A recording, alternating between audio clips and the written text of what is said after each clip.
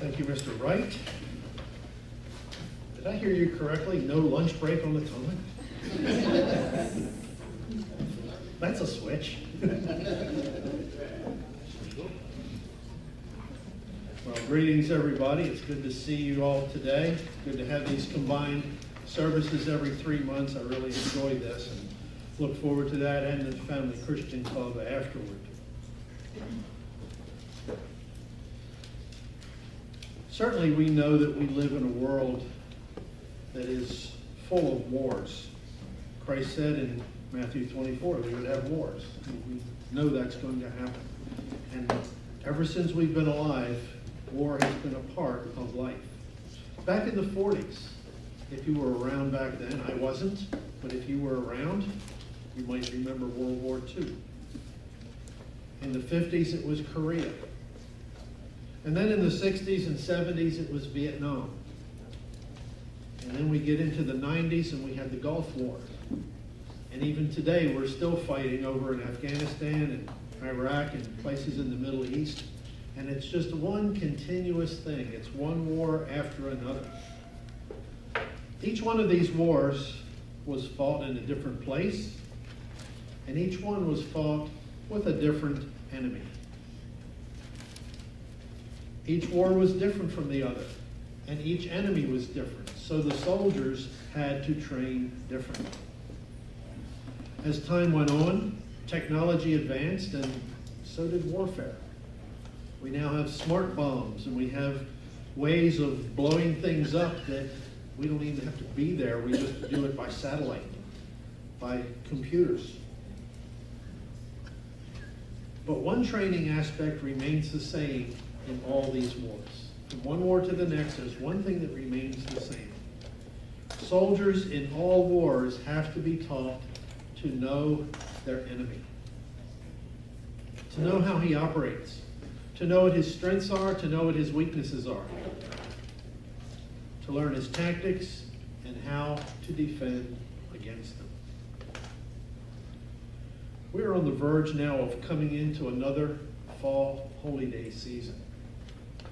Feast of Trumpets is just 5 days away.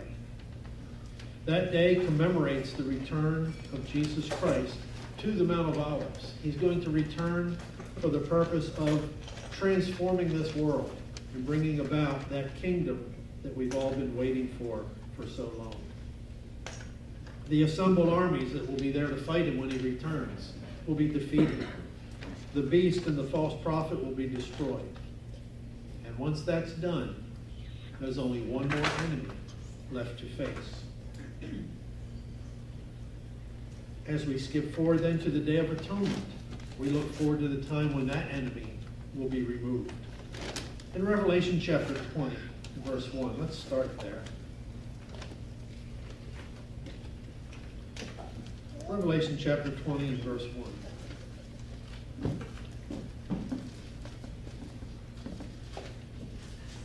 Then I saw an angel coming down from heaven, having the key to the bottomless pit, and a great chain in his hand. He laid hold of the dragon, that serpent of old, who is the devil and Satan, and bound him for 1,000 years. And he cast him into the bottomless pit, and shut him up, and set a seal on him, so that he should deceive the nations no more, till the 1,000 years were finished. But after these things he must be released for a little while. We certainly do look forward to that time when Satan will be defeated, when he's not going to be around to disrupt things in this world, to deceive people, to inject wrong ideas and wrong attitudes in them. No longer will he be holding this world captive like some evil dictator. That's what he's doing now. He holds this world captive, but the day is coming when the war against him will finally be over. But that day is not here yet. And we still battle him every single day of our lives. And especially as the holy days draw closer, he gets more active. He gets more violent in his ways. He gets more active in his deceit, in his distractions that he throws in front of God's people, in the trials that he puts us through sometimes. We're soldiers, and we are engaged in warfare.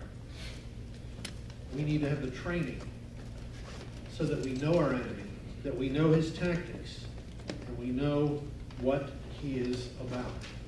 Just like soldiers in any war, we need to be taught to know our enemy. I'd like to talk to you today about this enemy. I'm going to show you what he's about, how he does what he does, and what we need to be on guard against. And we need that especially at this time of year, as his activities are going to increase. Lucifer was created by God. He was created perfect in every way. God didn't create a devil. God didn't create Satan. God created this being called Lucifer. And he was perfect. He was beautiful. His very name means star of the morning. You know, Lucifer is the Latin name for the planet Venus. I don't know if you know much about the planets, if you know anything about Venus. Venus is the brightest object in the sky, except for the sun and the moon. It's the brightest planet, the brightest thing that we can see. I know we have an occasional comet that comes through. Occasionally you'll see something that's brighter, but in the ordinary night sky, Venus is the brightest thing in the sky, after the sun and the moon. The name Lucifer is also translated light bringer. The Hebrew word here is Hallel. It means light bringer, and that was Lucifer. He was the light bringer before he rebelled. It's interesting that he's named the star of the morning, or the light bringer. And he is associated with the planet Venus because that is the same name. Let's look at some similarities here, first of all. Venus always appears in the sky in the evening, just after sunset, or in the morning, just before sunrise. In fact, the ancients actually thought it was two different objects in the sky. They didn't realize it was the same one.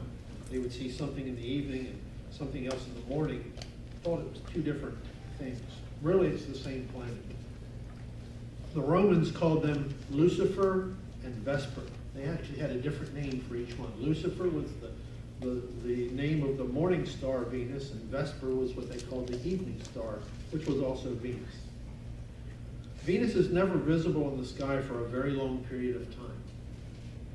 It comes and it goes quickly. When it's a morning star, before it rises very high, as it comes up in the morning, it rises in the sky, but it doesn't get very high, and the rising sun overtakes it. And the brightness of the sun obliterates it, and you can't see Venus anymore. It's not up for very long. It vanishes. It's no match for the light of the sun. In the evening, when we see the planet after sunset, it appears just for a short time after sunset, and then it too drops below the horizon. It doesn't stay up very long before it also sets. An interesting thing about this planet is that it spins on its axis in the opposite direction of other planets.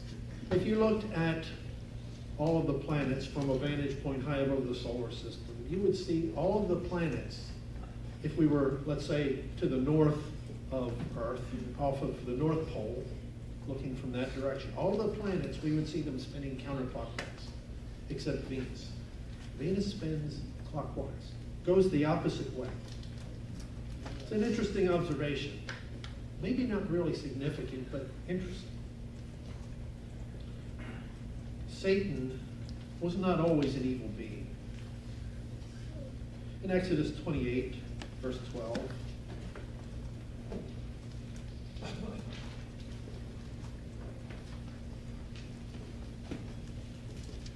Exodus 28, verse 12. Son of man, take up a lamentation for the king of Tyre, and say to him, Thus says the Lord God, you are the seal of perfection, full of wisdom and perfect in beauty. You were in Eden, the garden of God. Every precious stone was your covering. The sardius, topaz, and diamond, beryl, onyx, jasper, sapphire, turquoise, and emerald with gold. The workmanship of your timbrels and pipes was prepared for you on the day you were created. He was a perfect creation. He was created to be wise and beautiful. He was the pinnacle of God's creation at that time. Verse 14, you are the anointed cherub who covers. I established you. You were on the holy mountain of God. You walked back and forth in the midst of fiery stones. Yes, Lucifer was this anointed cherub who was authorized or set apart for a particular purpose. Now, we don't know specifically what his purpose was,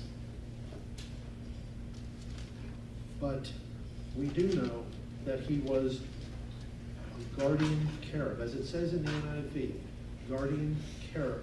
He was anointed as guardian cherub, for so I ordained, is the way it puts it. Lucifer was considered perfect until iniquity was found in him. In verse 15, he says, you were perfect in your ways from the day you were created, till iniquity was found in you. Lucifer wasn't created to be evil. He wasn't created to be sinful. Something occurred within his mind to change him. What? Ezekiel 28.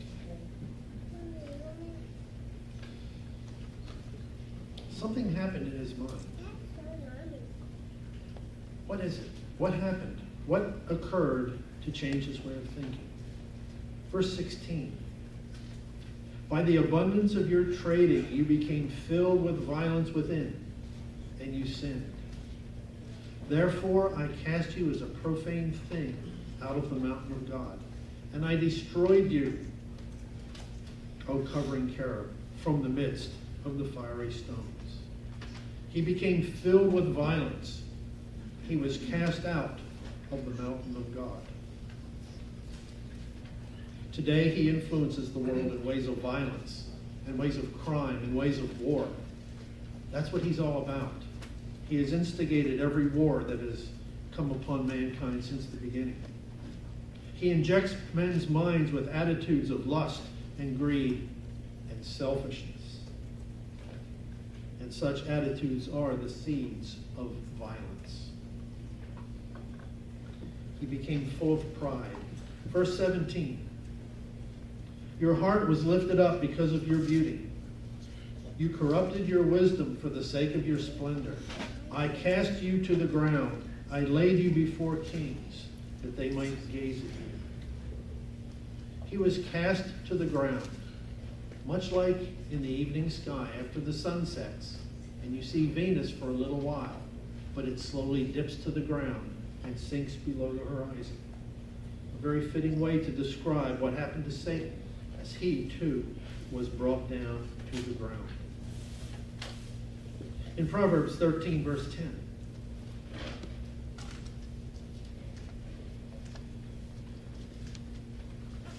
it says, by pride comes nothing but strife, but with the well-advised is wisdom. The way of pride ends in nothing but strife, and that was Satan's problem, pride. He was proud of himself. He was proud of that great beauty that he had. And it led to nothing but strife. A proud heart leads to a false self-image of greatness. He felt that he was something great. He felt that he was better than God himself. And he wanted to achieve a higher position than God had. He wanted to exalt himself to that same level of God and beyond. Isaiah chapter 14, verse 12.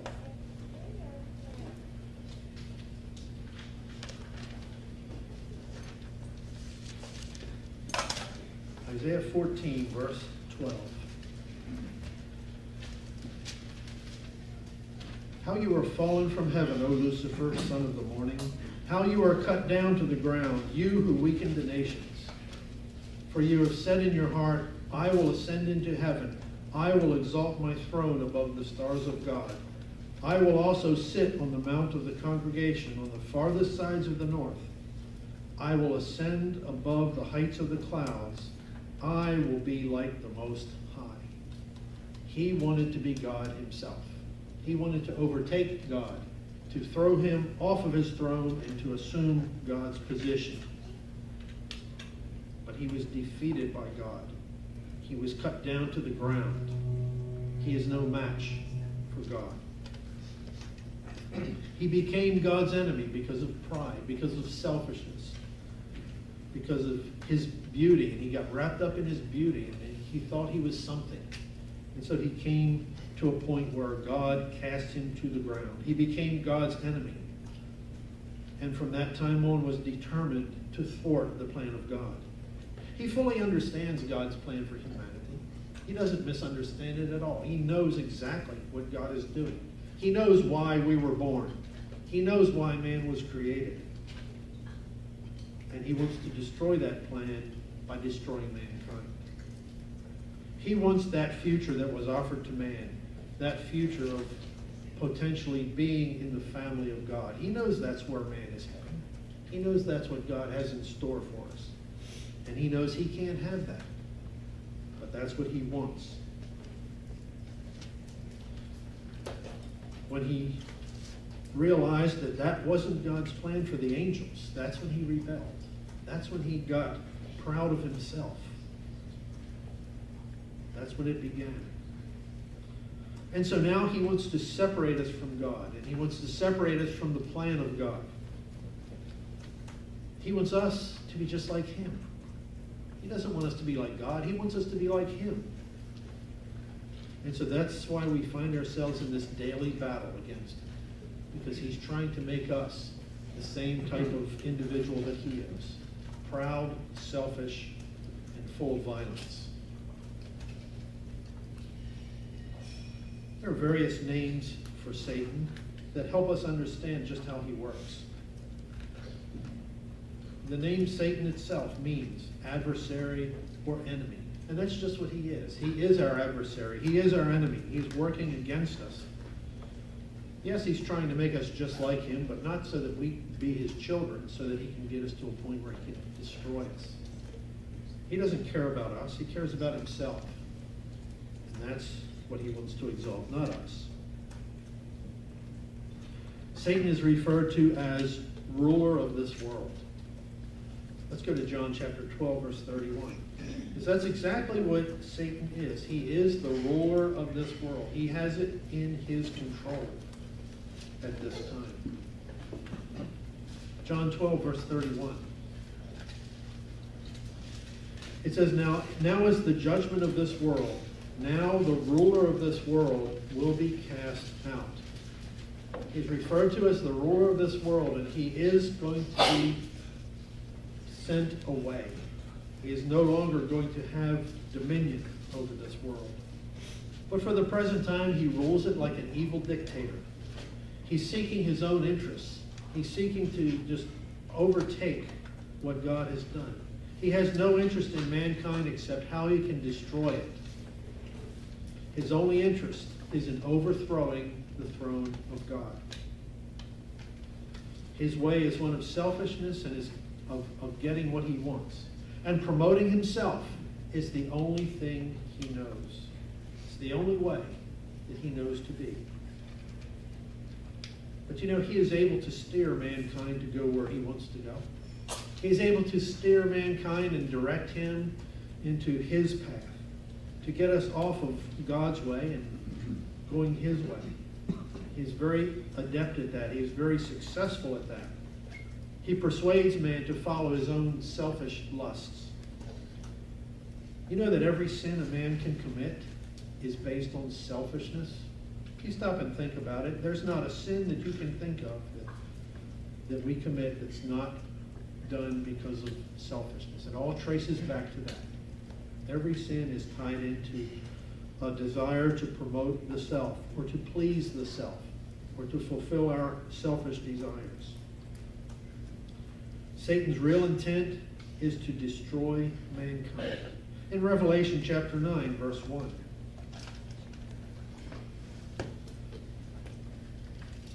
Revelation 9, verse 1.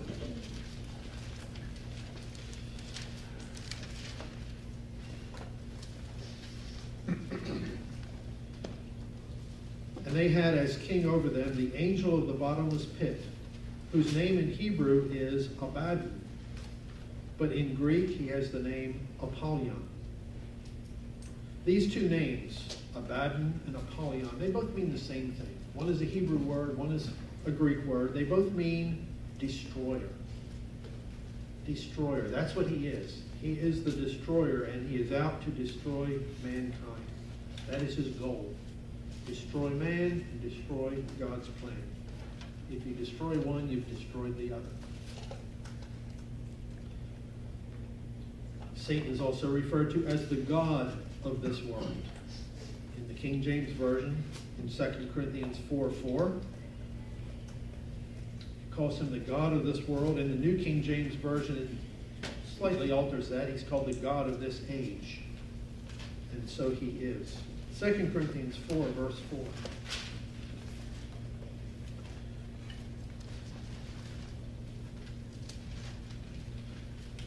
Second Corinthians 4:4, it says, whose minds the God of this age has blinded, who do not believe, lest the light of the gospel of the glory of Christ, who is the image of God, should shine on them.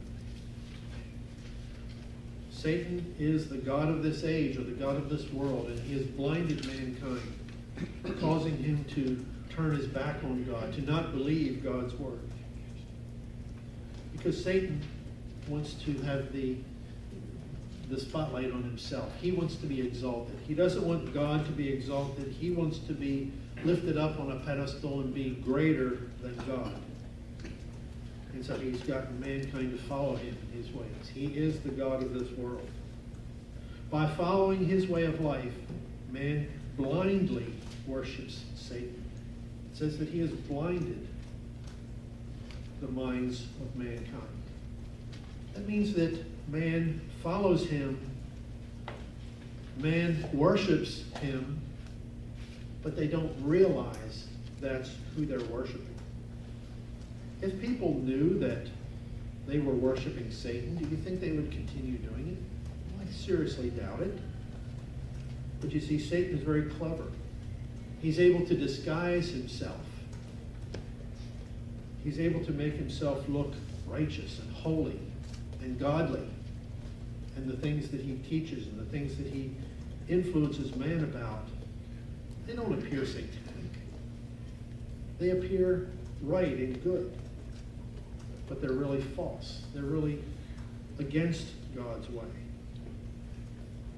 He gets man to worship him without man even realizing it. Because man is too busy feeding his own selfish desires to even notice. And that's part of his plan. Give them what they want, you feed their lusts, and they'll follow you anywhere. Satan is called the prince of the power of the air in Ephesians chapter 2, verse 1. You've probably heard that phrase many times. Back in the days of Herbert Armstrong, he used to refer to Satan's broadcasting.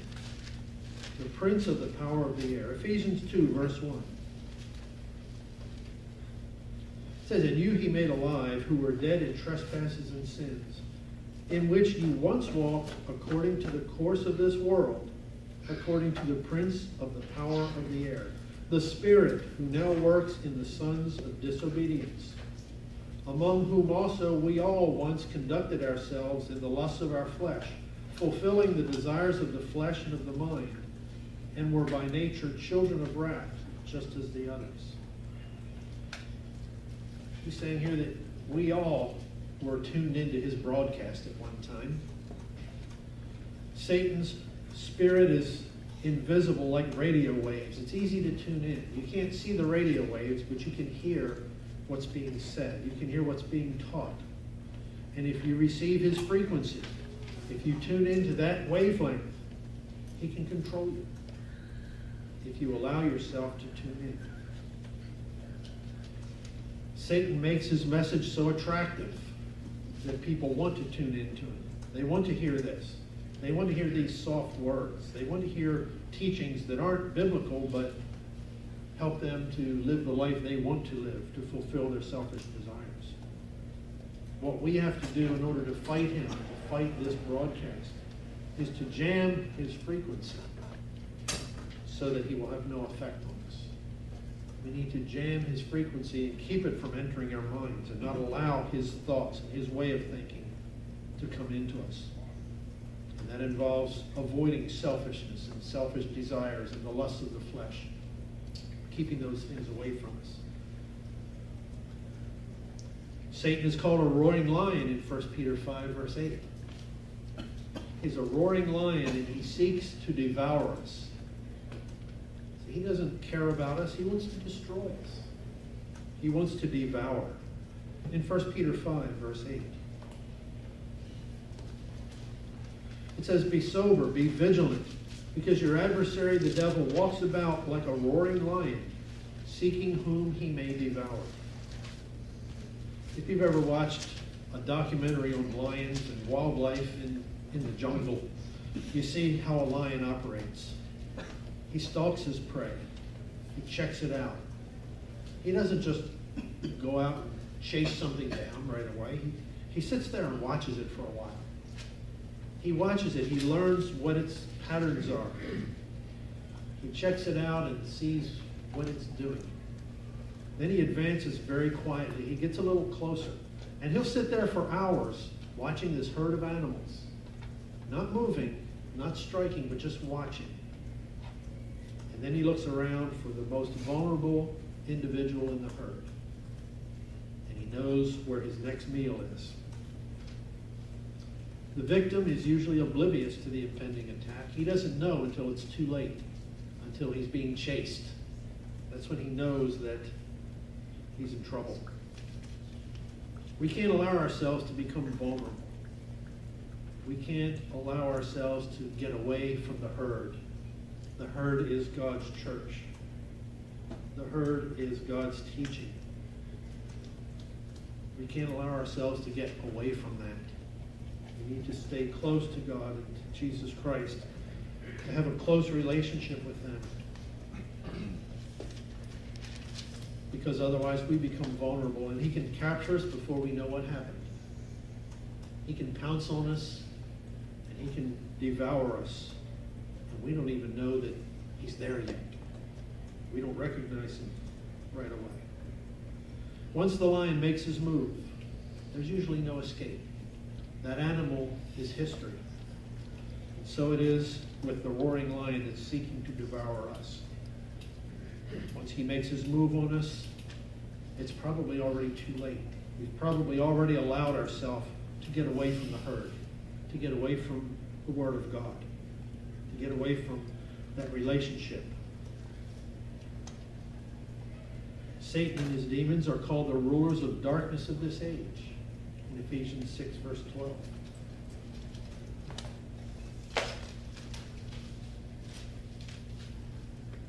Ephesians chapter 6, verse 12. It says, "For we do not wrestle against flesh and blood, but against principalities, against powers, against the rulers of the darkness of this age, against spiritual hosts of wickedness in the heavenly places." These rulers of darkness are Satan and his demons. You know, Satan's works are often likened to darkness. In John chapter 1, verse 4, read a couple of verses here in John. In chapter 1, verse 4, it says, talking about Christ, it says, "In him was life, and the life was the light of men. And the light shines in the darkness, and the darkness did not comprehend it." We know where the darkness is. We know who is the ruler of darkness. Jesus Christ shines in that darkness and brings light to this world. In John 3, verse 19. "And this is the condemnation, that the light has come into the world, and men loved darkness rather than light, because their deeds were evil. For everyone practicing evil hates the light and does not come to the light, lest his deeds should be exposed. But he who does the truth comes to the light, that his deeds may be clearly seen, that they have been done in God. In the recreation, back in Genesis, what is the first thing that God said when he was recreating the world, when he was recreating this planet to make it suitable for human habitation? The first thing he said was, "Let there be light."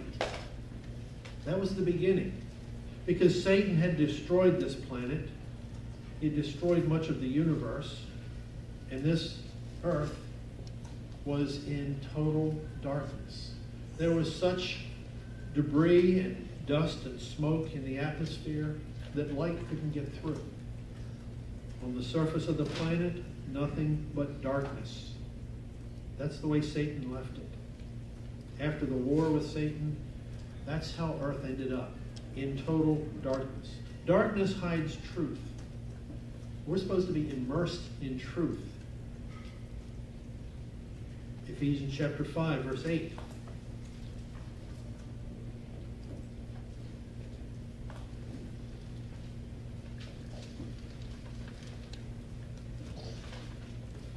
Ephesians 5 and verse 8. It says, "For you were once darkness, but now you are the light of the world. Walk as children of light." And then in verse 11 it goes on, "And have no fellowship with the unfruitful works of darkness, but rather expose them. For it is shameful even to speak of those things which are done by them in secret. But all things that are exposed are made manifest by the light. For whatever makes manifest is light. Therefore he says, Awake, you who sleep. Arise from the dead, and Christ will give you light." Christ brings light. He overcomes the darkness. Lucifer was originally the light bringer. Christ also brings light. And the light overcomes the dark. The dark cannot overtake the light. Darkness is actually the absence of light. Have you ever been in a totally dark room? I mean, no light whatsoever. Back in my younger days, when I was a little more adventuresome, I used to go caving, spelunking. And we would crawl around in these wild caves. We would take our hard hats and our lamps, and we would explore these caves. There's no light in a cave at all. There's no way for light to get back into some of the passages that we were in. And one of the things that we used to like to do when we would go into a cave is we would turn all of our lights out and just experience total darkness for a few seconds. It was interesting. It was really a lot of fun. Now I had this helmet. It was a glow-in-the-dark helmet, and it kind of messed up the illusion. You could still see something. But the point is, it doesn't take very much light to enable you to see when you're in total darkness. A very little bit of light can overcome darkness. But dark cannot overtake light. You have to extinguish the light. You have to get rid of the light in order for dark to prevail. Jesus Christ brings that light and overcomes that darkness. In John chapter 8, verse 44, we see one other description of Satan. He is referred to here as a liar and a murderer from the beginning. In John 8:44.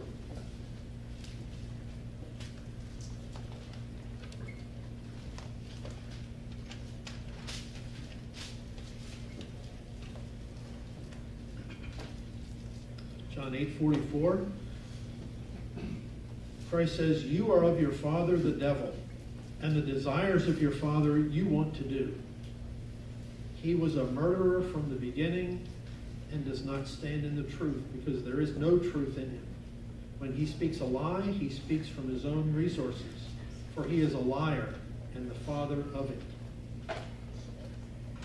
So he is a murderer from the beginning, and he's the father of lies. That's what Christ said. And indeed, that is a very good description of him. It was Satan who told Eve back in the garden that you won't really die. Let's go back there to Genesis 3. Genesis 3, verse 4.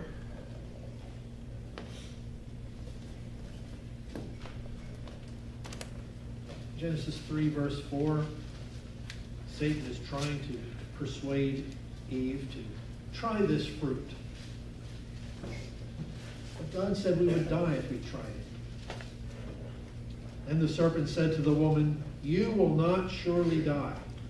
For God knows that in the day you eat of it, your eyes will be opened, and you will be like God, knowing good and evil." God just doesn't want you to be like him. He's holding this back from you. You're not going to die. God's just telling you that. So he told her that she wouldn't really die. You know, Satan's lies are usually mixed with a little bit of truth. There's usually a little bit of truth in what he says, just to make it believable, to sugarcoat it a little bit. You know, nobody's going to be successful in feeding you poison unless they put a little sugar on it and make it taste good. That's what Satan's doing here. That's what he's been doing for years. He mixes truth and lies, so it's believable. It's palatable. In verse 7, then the eyes of both of them were opened, and they knew that they were naked, and they sewed fig leaves together and made themselves coverings. So just like Satan said, your eyes will be opened, and indeed they were. Their eyes were open to a lot of things at that point. In verse 22, then the Lord God said, "Behold, the man has become like one of us, to know good and evil. Now lest he put out his hand and take also the tree of life and eat and live forever." And just like Satan said, you will be like God, knowing good and evil. And indeed, in that respect, they were like God, because now they knew good and evil. They had experienced both. Up until that point, they hadn't experienced evil. But now they'd been introduced to it. So Satan didn't tell a complete lie there. But he did when he said, "You will not surely die." And certainly Adam and Eve died. They did not live on forever. A total lie would be too obvious. It wouldn't be believed. But he was able to persuade Eve to eat to her own death. And thus, he was also a murderer. He caused her death. These are some of the ways that Satan acts. These are some of the titles that he has and the reasons why he has these titles, because that's who he is. Let's look now at some of his devices, some of the things that he uses. We need to know our enemy. We need to know what he's about. We need to know what he uses. One of his devices that he uses against us is temptation.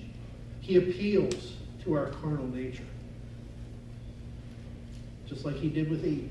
He was appealing to her desires. Here's this fruit that looks good, looks desirable. I think I might like to have some of that. And yet, it brought death upon her. Satan attempts to make what is wrong or sinful seem desirable. Back to Genesis 3 again. I skipped over verse 6. I saved it for now. So I'll read it now. Genesis 3, verse 6. So when the woman saw that the tree was good for food and that it was pleasant to the eyes, oh, it looked really good. It looked awesome. And a tree desirable to make one wise. She took of its fruit and ate. She gave also to her husband with her, and he ate. Because it looked so good. Satan tempted her. He made it look appealing and desirable.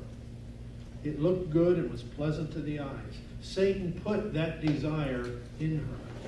He made it look good. And he persuaded her that that fruit was as good as any other.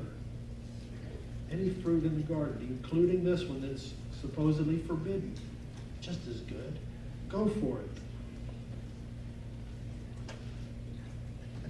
Later on, fast forwarding 4,000 or so years, Jesus Christ was tempted by Satan in the wilderness. Satan didn't know what he was up against there. Christ had already been fasting 40 days He was very close to the Father at that point. He was always close to the Father, but after a 40-day fast, he was right there with him, and Satan comes along and appeals to his hunger. Satan comes along and says, how about turning these stones into food? You're hungry, you need something. And the thought of food would be desirable to a hungry person. So Satan appeals to his hunger. You've been fasting all this time. It's time to break that fast. Have some food. Well, he didn't know who he was up against. He probably did, but he probably thought he could handle it. Didn't work out that time. And Christ defeated him. But he does rely on temptation as one of his devices to appeal to our carnal nature, to appeal to our fleshly desires. Another device he uses is deceitfulness, by making things look like something they're not. Blatant lies usually don't deceive anyone. They're obvious. And that's why I said before, he mixes lies with half-truths. He is subtle and he is clever. He covers up a lie with a half-truth. But he deceives. And a person is deceived when he is lied to, but he doesn't know it's a lie. That's when you are truly deceived, when you're told something that's a lie, but you don't know it's a lie. Paul came along and said that he feared that Satan was going to deceive the church. He was afraid that Satan was going to come in and cause a problem in the church. In 2 Corinthians 11, verse 3.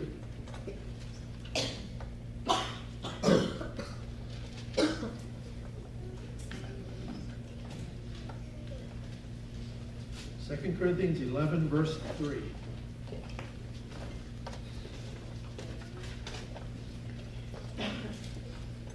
Paul says here, "But I fear lest somehow, as the serpent deceived Eve by his craftiness, so your mind should be corrupted from the simplicity that is in Christ.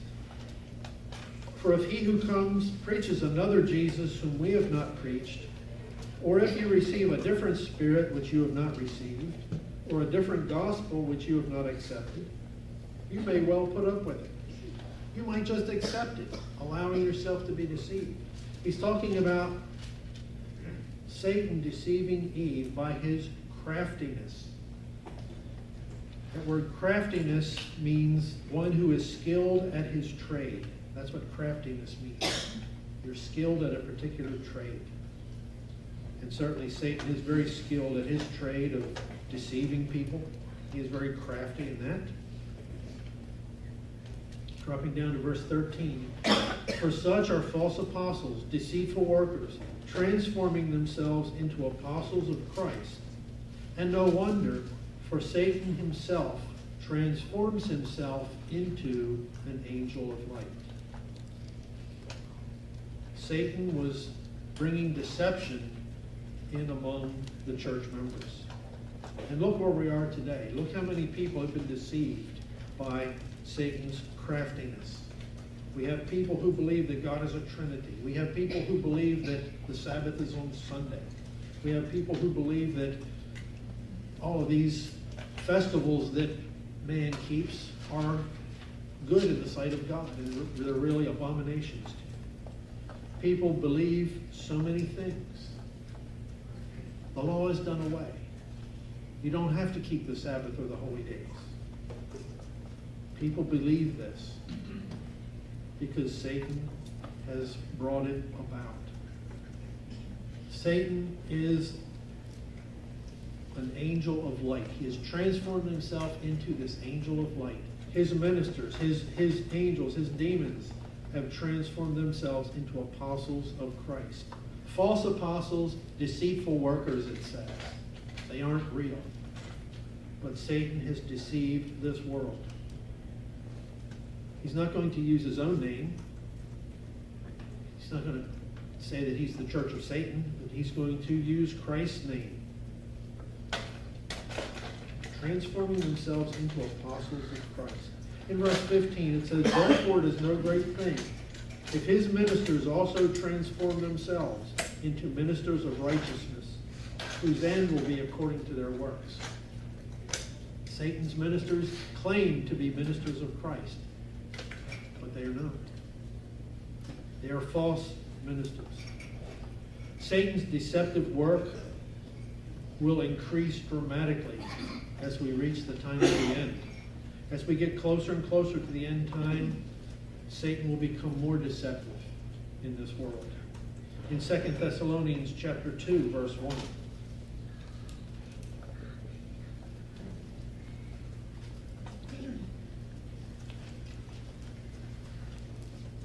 2 Thessalonians 2, verse 1. It says here, "Now, brethren, concerning the coming of our Lord Jesus Christ and our gathering together to him, we ask you not to be soon shaken in mind or troubled, either by spirit or by word or by letter, as if from us, as though the day of Christ had come. Let no one deceive you by any means, for that day will not come unless the falling away comes first. And the man of sin is revealed, the son of perdition, who opposes and exalts himself above all that is called God or that is worshipped, so that he sits as God in the temple of God, showing himself that he is God." As we approach the end time, it says there will be this falling away. The obvious implication here is some kind of religious deception on a large scale. That's not something new, because the deception had already begun even then. As we read in verse 7, he goes on to say, "For the mystery of lawlessness is already at work. Only he who now restrains will do so until he is taken out of the way." That deception has been going on for quite some time. Satan will not be exposed until we see that fulfillment of the Day of Atonement, when Satan is removed from the scene. Verse 8.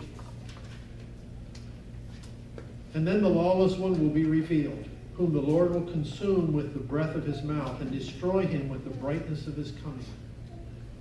The coming of the lawless one is according to the working of Satan, with all power, signs, and lying wonders, and with all unrighteous deception among those who perish, because they did not receive the love of the truth that they might be saved. And for this reason God will send them strong delusion, that they should believe the lie. Satan is going to be exposed.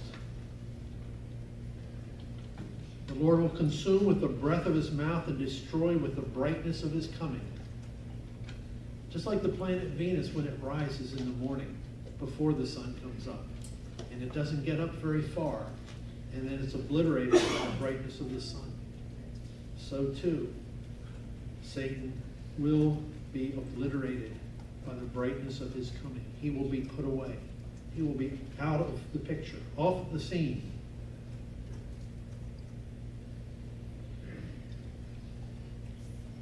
One of Satan's devices is that he inspires evil attitudes, works of the flesh. In Galatians 5, verse 19, we read about the works of the flesh. They're listed here, verse 19 through 21. Let's just read through this. Galatians 5:19 says, "Now the works of the flesh are evident, which are adultery, fornication, uncleanness, lewdness, idolatry, sorcery, hatred, contentions, jealousies, outbursts of wrath, selfish ambitions, dissensions, heresies, envy, murders, drunkenness, revelries, and the like, of which I tell you beforehand, just as I also told you in time past, that those who practice such things will not inherit the kingdom of God." These are the things that Satan inspires in mankind. These selfish ambitions, hatred and idolatry, drunkenness, murders, adultery. And certainly this world has been inspired with all of these evil attitudes. We've seen a moral decay in this country over the past several decades. We've seen how attitudes that are portrayed in movies and television have changed over the years. Society has gradually been fed a diet of declining morals. If you watched the TV show back in the 1950s, you would see that a man and a woman, even if they were portraying a married couple, could not be shown in the same bed. They always had twin beds. You ever notice that? That was the rule. You couldn't show that on television. Today, you can show anything, including perverted relationships, men with men, whatever. Anything. Doesn't matter anymore. Didn't happen overnight. It was a gradual thing. Back in the 60s, some of you might remember a show called Peyton Place. That was a show for adults. A show that would be considered very decadent back in its time. A show that would be extremely mild by today's standards. The change had to be gradual or society would have rejected it. Satan just worked on us a little at a time and inspired these evil attitudes to come on us just a little here, a little there. And so after time, society gradually accepts what they see as being okay, acceptable. That's fine. A few years ago, if you talked about the gay lifestyle, it wouldn't be accepted. People would have rebelled against it. And today, it's become more of an accepted thing. Has to be gradual, or it would be rejected. And so this has led to other problems that have steered us away from God. Because of some of the attitudes that were inspired in the minds of man, we've had situations where we have a lot of single parents today. We have a lot of parents who don't have partners, but they have children, which has led to a lot more daycare and a lot more unsupervised children. Come home from school, mom's not home yet, so they're left to run through the house and do whatever they want, which creates other problems. It leads to alcohol, it leads to drugs, and it can lead to violence. All of these things just feed on one another. And each generation will grow steadily worse. Each generation has been growing worse, and it's going to continue to get worse until it can't get any worse. And then we blow ourselves up, except that God's not going to let that happen. But Satan inspires these evil attitudes. He inspires man to be full of wrath and hatred and prejudice. It's almost natural for a person to despise someone who has done something wrong to us. Somebody's looked at us with a mean look, and certainly they're our worst enemy. And Satan inspires us to think that way. Well, I don't like that person now because of what they did. They did something to me, and I didn't like it, so I don't like that person anymore. That's an attitude that Satan inspires in people. But in the Sermon on the Mount, Christ tells us to love and to pray for our enemies. We shouldn't have anybody that we have something against. We should pray for everyone. We should love everyone and not hold anything against people. But attitudes of jealousy and attitudes of envy have become normal. It's normal to be jealous of somebody. It's normal to want what somebody else has in this world, because that's the way Satan is inspiring. Bitterness is something that can result from jealousy. Bitterness is defined as extreme enmity or ill will or temper. James chapter 3, verse 13.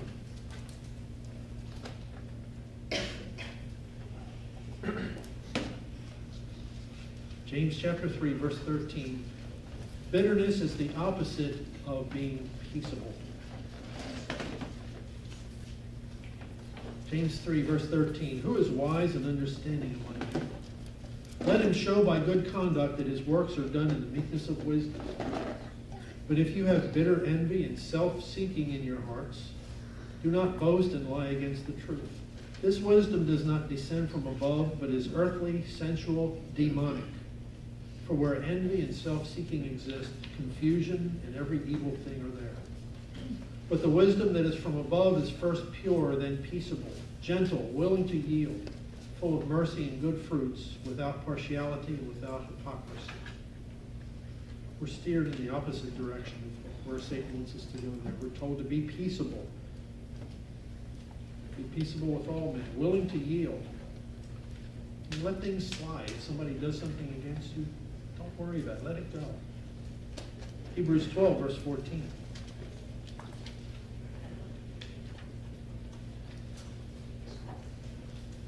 Hebrews 12, verse 14. Pursue peace with all people and holiness, without which no one will see the Lord. Looking carefully, lest anyone fall short of the grace of God, lest any root of bitterness springing up cause trouble, and by this many become defiled. Bitterness is something that can defile us. That's one of the things that Satan uses. One of his devices is bitterness. He injects us with an attitude of bitterness in order to defile us. He also likes to inject us with the attitude of pride, which is exactly what he is all about. It's why he's where he is, because of pride. Proverbs 6, verse 16.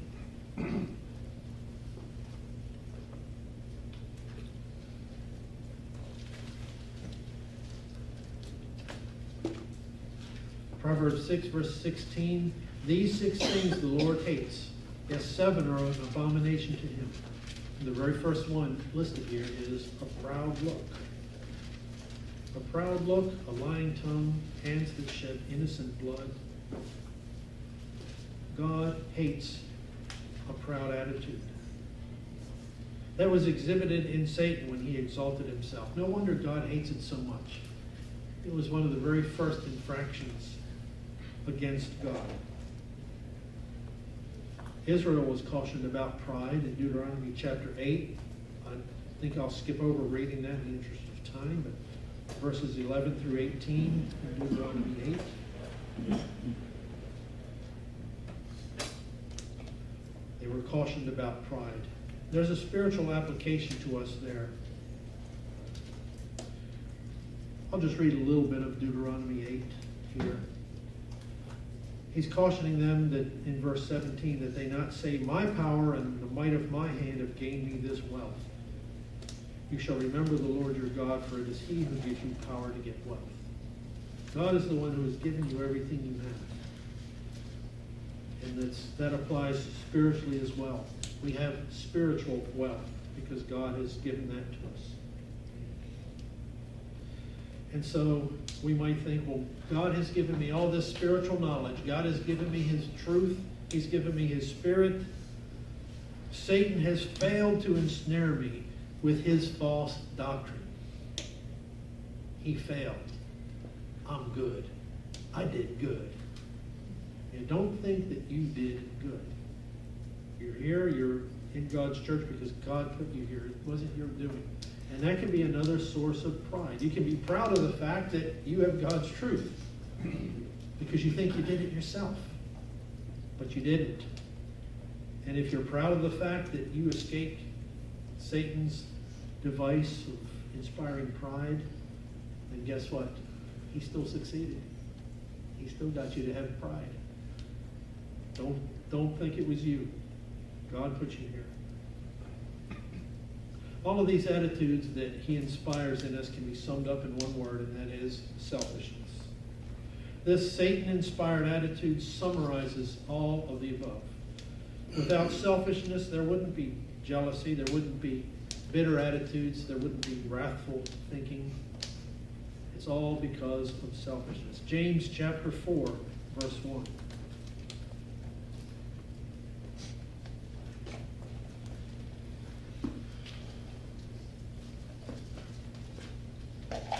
James chapter 4, verse 1. Where do wars and fights come from among you?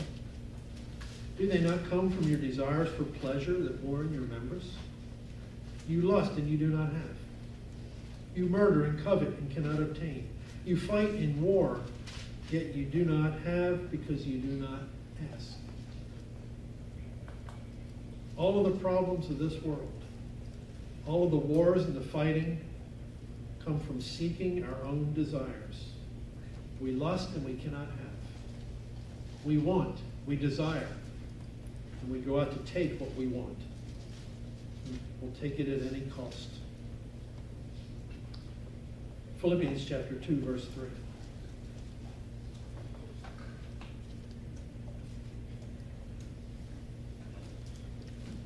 That's what we're admonished to do here. Instead of lusting after things that we want, instead of allowing ourselves to give in to our selfish desires, Philippians 2 verse 3 says, "Let nothing be done through selfish ambition or conceit, but in lowliness of mind let each esteem others better than himself. Let each of you look out not only for his own interests, but also for the interests of others." So we're to look out for the interest of other people as well, not just our own desires, but other people. We're to consider others. We're to have that love for one another, that we look out for their interests and their well-being. It's not what Satan wants you to believe. Another device that Satan uses is doubt.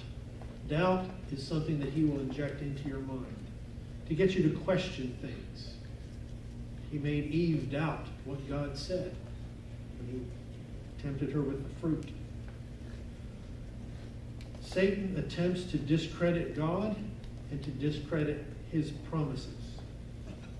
He causes us to doubt God's word and make it seem like a fable. And how many people today think the Bible is just a series of fables, just a story?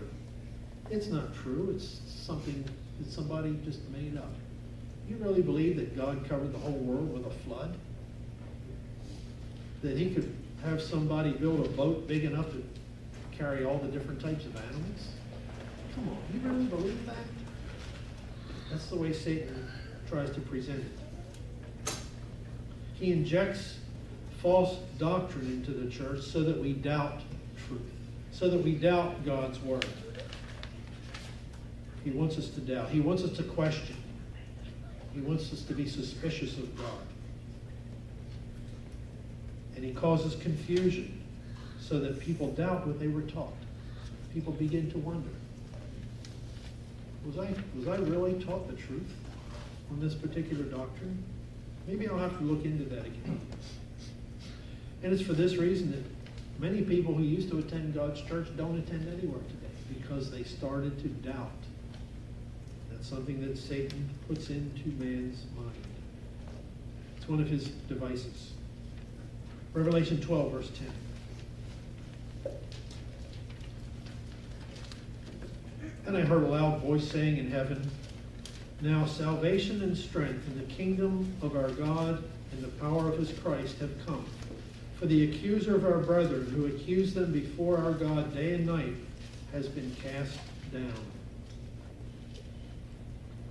The accuser of the brethren works day and night. He doesn't sleep. He doesn't take a break. He is constantly working to tear us down, to deceive us, to inject doubt in us, to accuse us before God.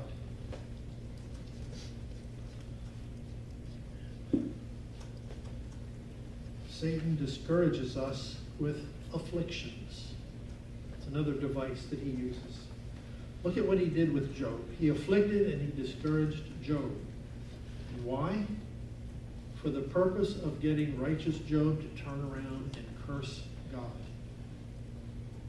To give him something to complain about so that he would lose his faith. So that he would doubt that God was on his side. He afflicted him. In 2 Corinthians 12, verse 7.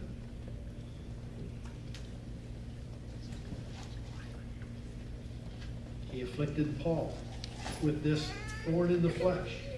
2 Corinthians 12, verse 7, Paul says, "And lest I should be exalted above measure by the abundance of the revelations, a thorn in the flesh was given to me, a messenger of Satan to buffet me, lest I be exalted above measure." Satan gave him this thorn in the flesh. And he recognized that. He realized that God allowed Satan to do this to him.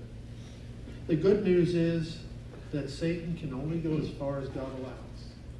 And Satan cannot discourage you with an affliction if God does not permit it. But God knows what you can handle.